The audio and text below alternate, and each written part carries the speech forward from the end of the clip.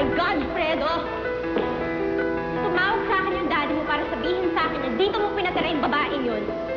Akala ko nagpapatawa lang siya. How could you do this to me? Wala tong kinalaman sa'yo. Everything is not always about you. Gusto ko tulungan si Isabel. Ano ba ngayon? Ano ba kasing pinakain sa'yo ng babaeng yun at ang bait-bait mo sa kanya? Ano bang meron si Isabel at galit na galit ka sa kanya? Iniisip niyo na naman si Jezebel. Bukanding, hindi ko maiiwasan ang mag-alala tungkol sa kalagayan ni Jezebel. Sa akin siya pinagkatiwala ng kanyang ina. Responsibilidad ko siya. Because I know na may gusto siya sa'yo, Fredo. Emosyonada siya.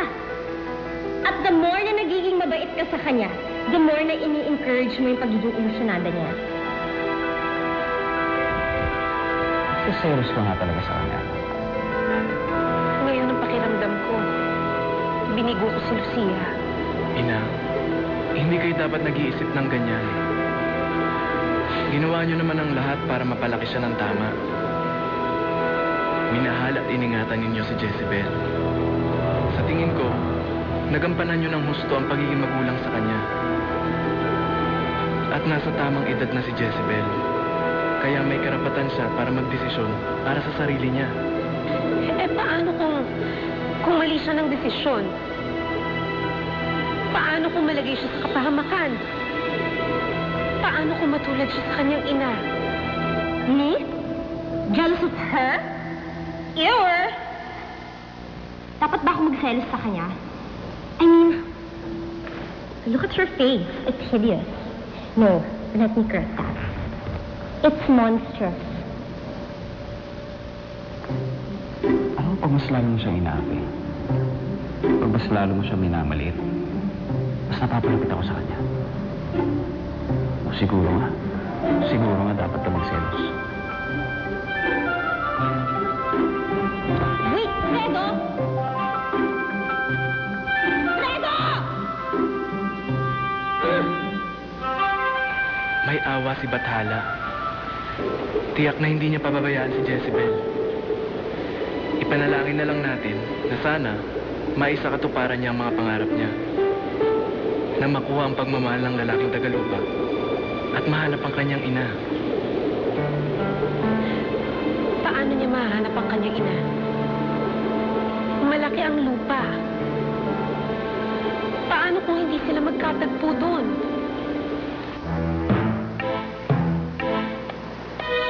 Kaya ito? Ay, ang husay.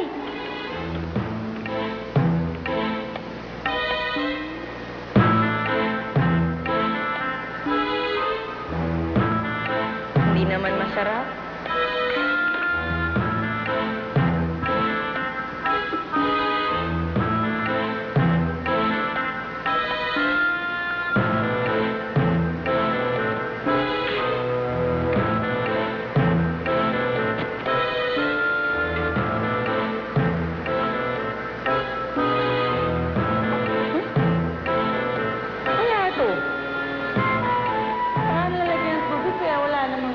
Huwag mong hahawakan yan.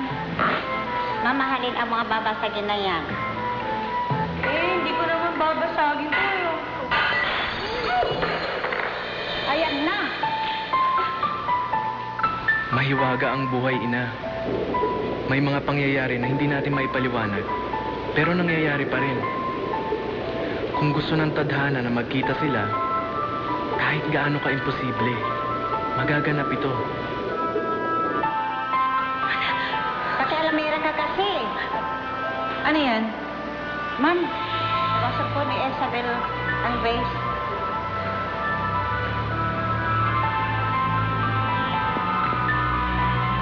Pasensya na po kayo. Hindi ko naman po sinasadya. Huwag po kayong mag-alala, babayaran ko po yan. Pero wala po akong pera. Yan ang ibang babayad mo. Yung kwintas.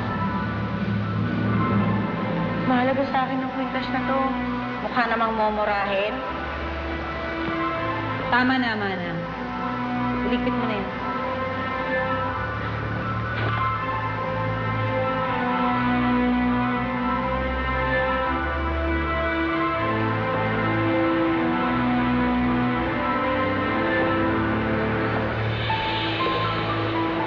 Kakaiba ang kwintas mo.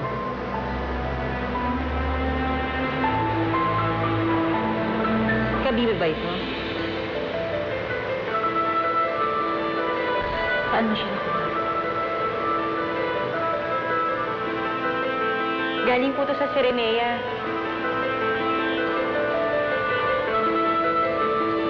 Sirenea?